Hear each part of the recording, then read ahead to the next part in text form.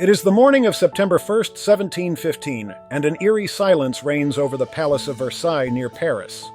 By the bed of the French King Louis XIV, only a few of his closest companions stand. The man who ruled his country for 72 years, longer than any other monarch in European history, is living the final moments of his life. His era brought France to the pinnacle of glory, conquering numerous territories and becoming a model for other European monarchies. Yet it was also a time of decadent nobility, endless parties filled with courtesans and erotic indulgences, extravagance and governance by whim. This was the world of the man who called himself the Sun King.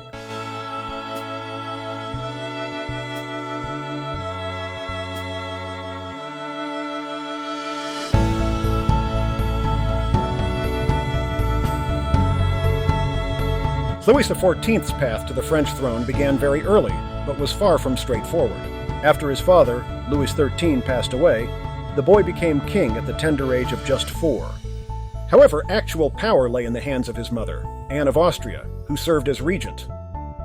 In reality, the country was governed by another figure, Cardinal Jules Mazarin, the ambitious first minister who jealously guarded his authority. Mazarin profoundly influenced the way Louis would later rule. Mazarin and Anne of Austria soon became an inseparable pair, and rumors of a romantic relationship circulated. Over time, Mazarin even took charge of the Queen's household, participated in the young king's upbringing, and amassed immense wealth. Becoming the richest man in France, he owned vast estates, castles, a fleet of cargo ships, and flaunted his fortune.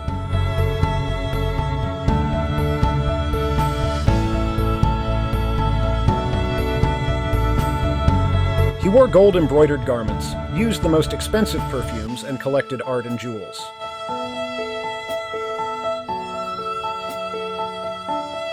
Despite a rebellion against him by discontented French nobles between 1648 and 1653, which temporarily forced him into exile, Mazarin remained the king's chief advisor until his death in 1661, manipulating political strings behind the scenes.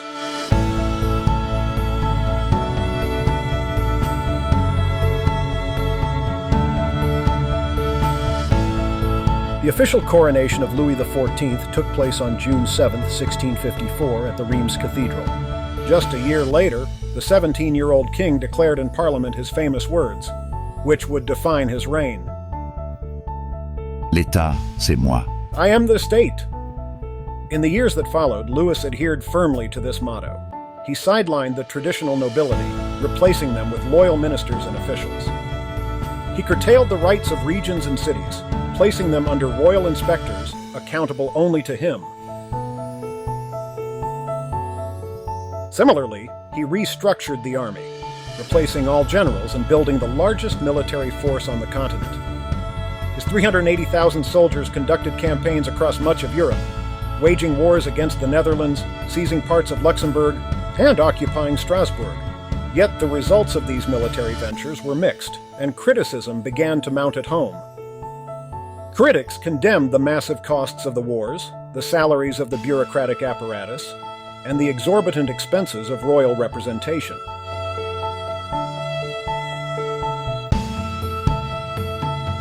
Louis, however, paid little heed to the disastrous state of the treasury.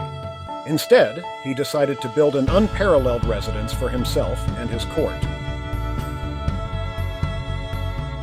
He chose a modest hunting lodge in Versailles near Paris, and enlisted the greatest architects, sculptors, and gardeners, along with 20,000 laborers, to construct a palace of dreams.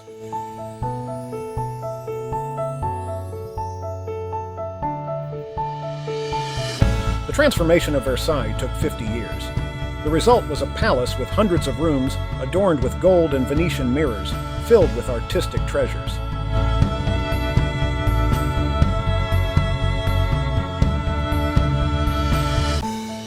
Its gardens boasted 250,000 trees and 2 water canals, with a nearly kilometer-long promenade at their center.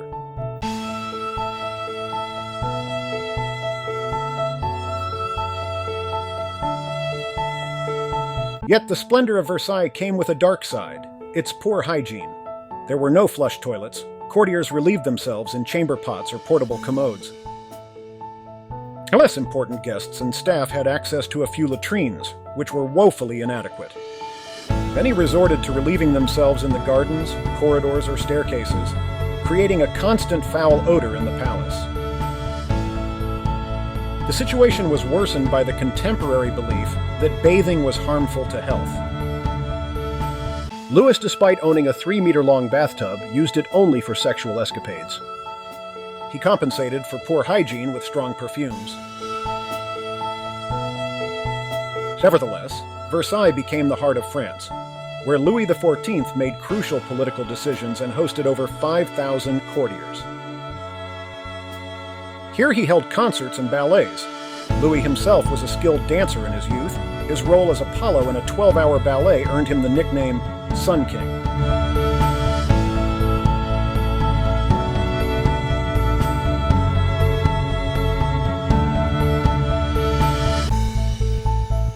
He was the absolute ruler of France, transforming the nation into Europe's social and fashion center. His personal life was equally lavish. He had one wife, his cousin Maria Theresa of Habsburg, but countless mistresses. Officially, he acknowledged 6 of them, with whom he fathered 16 children, while his wife bore him another 6. Only one of them, his eldest son Louis, survived to adulthood. However, he also died before his father, and so it was his great-grandson who ascended the throne.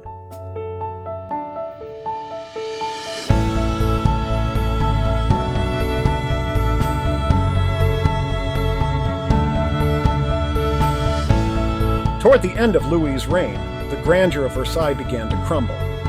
Further wars, particularly with Spain, bankrupted the country. The royal court's expenses consumed over a quarter of the national revenue each year. Adding to the despair, a famine caused by poor harvests in 1709 claimed 500,000 lives. That was too much even for an absolute monarchy. The public's patience had run out. Ordinary French citizens hated their king, and even his courtiers began to distance themselves from him. Louis attempted to alleviate the financial crisis by selling his possessions, but it was not enough. In the end, he fell into depression and withdrew to his palace in Versailles. The pain in his left leg, which he began to complain about, was a harbinger of his impending end. On August 13, 1715, Louis XIV made his final public appearance. 6 days later, he took to his bed, never to rise again. Renowned doctors take turns by his bedside, but they recognize too late that his leg has been affected by gangrene. The doctors do attempt one final desperate solution, amputating his leg. However, after a few cuts, they are unable to complete the procedure. The disease has progressed too far. On September 1, 1715, King Louis XIV died in agony amidst the turmoil of a struggling France. His reign had lasted an extraordinary 72 years. His great-grandson, Louis XV, would rule for almost 60 more, while his successor, Louis XVI, would meet his end at the guillotine during the French Revolution. It was the final reckoning with the legacy of the rule and lifestyle initiated by the Sun King, Louis XIV. Did you enjoy the video? Give it a like or share it. It really helps me keep creating. Thanks a lot.